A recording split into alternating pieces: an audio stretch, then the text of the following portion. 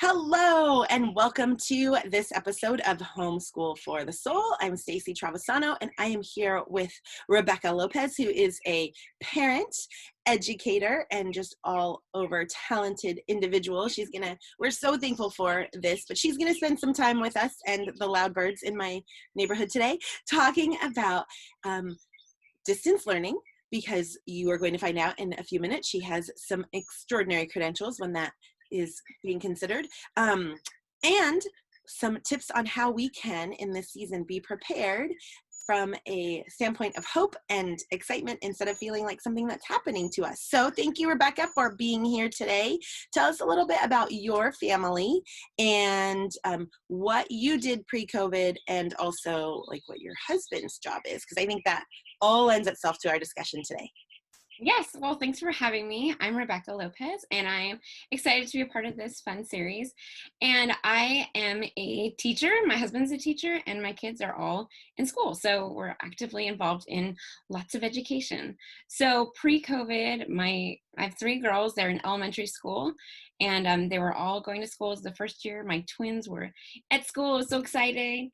And I work from home. I've been a teacher for all sorts of different platforms. I've been in private school, brick and mortar.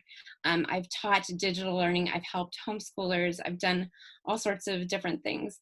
And it was finally going to be the time to work at home and have my freedom and really dig in and be exciting. And my husband is working with a local district as a middle school and high school band teacher too. So we're all, having our busy schedules and doing things. And I've just had a lot of fun working from home too. The last few years since my kids have been little, I've been fortunate to be able to put my credentials in teaching and my master's in education to work, to really dig in and support the family in that way. And so we've been doing the school thing, digging in, and then COVID hit and everything changed, right? So you mentioned you have elementary kids at home, as well as a husband or a spouse who was in a traditional classroom, what people would think of as a traditional classroom, yes, on the performing arts side, but he went to a school and was teaching students every day, interacting with students every day. So what were the ages of your girls when COVID hit? When COVID hit, the great COVID of 2019. My twins are 5 and my oldest was 8. Well, she had her birthday right when it happened. So she's one of those first sad birthdays, and we tried to pump it up and make something fun. And it was fun. You had such a great digital solution to how to celebrate her birthday, which we can totally talk about. I would love to talk about that a different day, on a way to celebrate kids and their milestones during this season. But so the girls were in TK, right? And so they were going to school every day, and Claire was in second. Yes. And then school closed. And so then they were home, and they finished their school year digitally. And you Right. were teaching online classes then as well, right? Yeah. So as everything changed, same thing for a lot of people, right? Everything just kind of shut down one weekend, shove their backpacks home with things if they were fortunate enough. And a lot of stuff is still at school. Like we haven't had it, right? So that was a big shift. And at first we didn't know how long that was going to be. And then obviously it was going to be longer and longer. And then this is the rest of the year. And now it's, continuing on. So that was a big transition for a lot of us, and me included. I'd, gotten my groove down working from home, and everybody else is doing their schedules, and then it's all just kind of thrown into one cozy little place together, right? So that was a jarring thing for me, yeah, but like for my kids especially, and seeing how I reacted was going to echo with them, and watching the news, it's a difficult time for emotional reasons, physical, educational. It's hitting all those frequencies, right? And the kids are reacting to how we react too. So yeah, so fun. No, absolutely. And I think that's so important to name, because, when we were all forced to be home, which was obviously the right reason, or right thing to do, sorry, from like it happening so suddenly to us thinking that it was going to be a short amount of time, a lot of what happened to us, and it was beyond our control. And then and now, we're living through a worldwide pandemic. And I bring that up because it's so important to give ourselves permission to not be able to have all the answers, because at the outset of what's going, there's still all of these crises going on that we're trying to navigate this return to whatever normal is going to be, but there's still really big stuff happening that we're trying to navigate. And you're right, our kids do react to our reactions, and they have tiny little processors going on all their own, and it's important to think about that and not to put the pressure on ourselves, but just to know that they're trying to navigate it too. So going back to your experience in a digital classroom, what are some things that, as we look forward to fall, and in a we can be ready, even though there's a lot of unknowns, we do know that most of us are going to be returning to a digital classroom, a distance learning situation. So what are some things that, as we're looking toward that, what are some things we can do to be ready instead of this feeling like it's happening to us? What are some things we can prepare for as families, especially considering you have experience with setting up a digital classroom and setting up students to succeed in that platform, that learning space? Right, yeah, and it is a big change. It's a big shift for a lot of us. So I don't want to minimize that. It's a big deal, and it's okay. And kind of going back a little bit, it's okay to have those days where you're just this is a lot. Let's just put the pause button on reality and just embrace each other as a family. Let's just kind of calm down. Give yourself a day, an afternoon, a couple hours just to be and then try to move on and deal with it, right?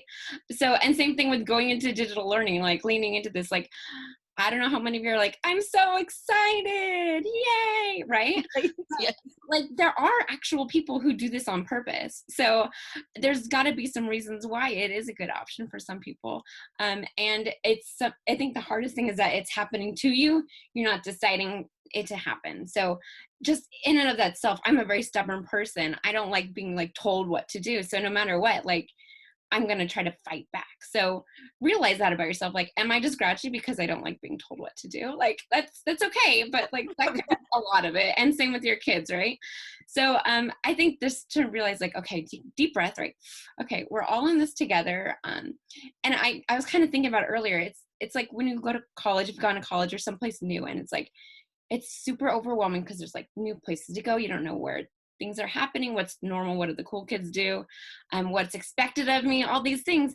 But then you have to look around at college, right, or freshman class or something, everyone there is in that same situation. A quarter of those people have never done this before. And yeah, that percentage is larger now, but it's we're all in this together. You're not going to be missing out on something crucial. You're not going to be stuck behind.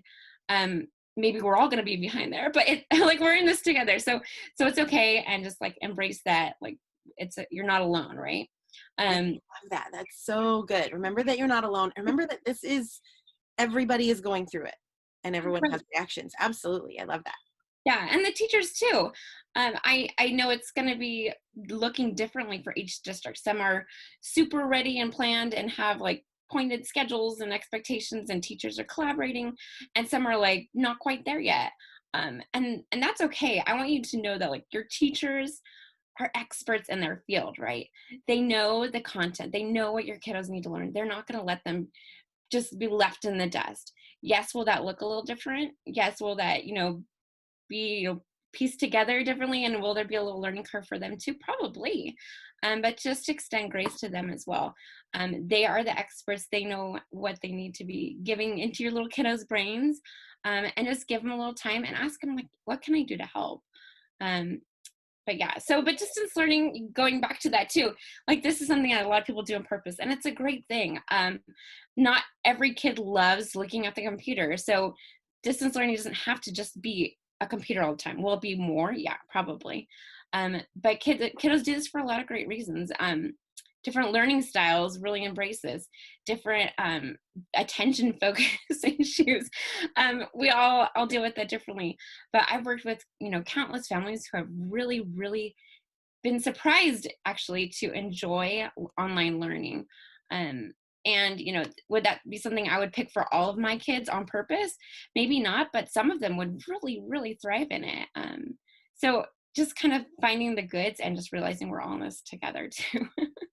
I love that. You are so right, because you've had the opportunity to work with students and families to craft a plan that works with them and work that plan, and embracing the things that we can control, embracing the things that we can say, this is good, and then reaching out to our educator, especially, or, as older kids, like middle school and high school educators, and saying, how can I best support my student? But also, and mostly, how can I help?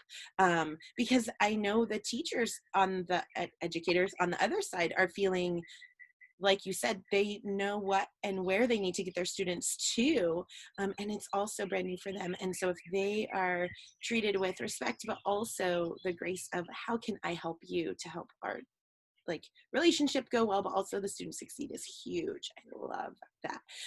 So if you could break it down into three kind of topics that we'll look at together going into the next couple weeks together, what would you say are the three main things we're going to focus as we continue to do this? Because it's isn't going to be just one and done, which I'm really excited about. We're going to give people kind of some nuts and bolts checklisty things to consider as we're getting ready for online learning in the fall. Yeah. Well, I would say some of the biggest things obviously are time management, right? Like, how are you going to just actually make this work in the constraints of the day or the week? And it's not just your kiddos. Maybe you have more than one kid, and maybe you're working at home, and maybe your spouse is working at home, and just trying to navigate through that fun little jigsaw puzzle of education and learning is going to be tricky. And so there's some really great tools and strategies that we can talk about to dig in, just on how to actually do that prioritizing and being realistic, and when things conflict, like how to make those choices, which is Love that. That's what I was clapping. It's going to be so. and then another one would be like organizing your workspace, right? And that's going to look really different than just like a traditional, like, okay, I have a desk, right? I have my pencils and crayons, but it's like your digital workspace. So like your computer, like bookmarks and things to do with that. Like, how do you organize it in a way that's going to be accessible for your kiddos to do on their own as much as possible as well, and finding those tools that they need when they need them. That is so good. I didn't even think about that. I was thinking, like what you said, like, oh, well, we need colored pencils and scissors, but you're right. Knowing where, and thinking about, like, even my middle school and high school in the spring, like, I would ask them, okay, well, what site do you go to? And they're like, Mom, I have it saved right here. Oh my goodness, that saved so much time. But that they had to do that on their own because we didn't get to prepare for that. But being able to do that ahead of time is huge. I love that. Love that. Right. And then I think the other big thing, I mean, and we'll see what kind of feedback we get and what you guys want to learn more about as well. So if you have thoughts, definitely share those with us, is also just kind of navigating that like emotional space. Like, as a parent, I'm also kind of putting this hat on as a teacher in a way. And then there's this like teacher who's somewhere far away, and like trying to make that connection, right? And realizing, realizing that like I work differently than my kiddo. Like, I am very, like, we'll just go with the flow. I'm just kind of even keel, rolling with the punches. I mean, I have my moments, let's be honest, and I don't like being told what to do sometimes, but but like I'm pretty cool. Where one of my oldest kids, she's firstborn, she just really wants to know the expectations, and if her teacher said something and heaven forbid I learned it differently, or I think this might be better for her, it's not fun. Yeah, So, like, you can make your student shut down unintentionally, trying to get them to like figure out new math. Yes, so that's right, so important. right. So that's a real big thing. And I think that's what's a lot of the apprehension people are bringing too. So realizing like, what's my personality? What's my kiddo's personality? And how can I support them in learning in a way that's helpful for them, and not just the way I think would be best, which is so fun. But We're gonna make it a party. I'm so excited. I love that approach. So we're gonna talk about how we can set up our schedules, not just for our student, but our family. We're gonna talk about how we can set up our workstation physically, but also from a digital space. And then we're gonna talk about how do we best support our kids and ourselves in our homes emotionally. Oh my goodness, it's gonna be so good. Yay. Okay, people aren't going to want to miss it. So if you have questions, you can send an email to kids@reallife.la. We'll put it somewhere here for you. Especially like as we have not yet launched the other series and say, oh, what about this? That'd be great. We'll make sure to hit on those topics. But just know that I am so honored that Rebecca's going to spend this time with us. She's beyond talented and just so wonderful to give us this time in a time when you're getting ready to send 3 kids back to digital school or online school, distance learning school, and your husband is going to do that. And not only that, you are getting to set up your digital classroom in just a couple days too. So thank you so much for spending time with us. I am so honored, and I know the families that are watching this and sharing this with their friends are going to feel the same way. So thank you so much. I will check in with you soon. We'll see you soon, families. Go ahead and share this with somebody who might need some encouragement today or who has lots of questions about fall. We are here to help and support you and to walk along this season with you and let you know that you're not alone. God has got this. He's got an awesome plan, and we are excited as the church to be able to help you in this season. So thank you so much, Rebecca. I'll see you later. Thanks, guys. You can do it. I love it.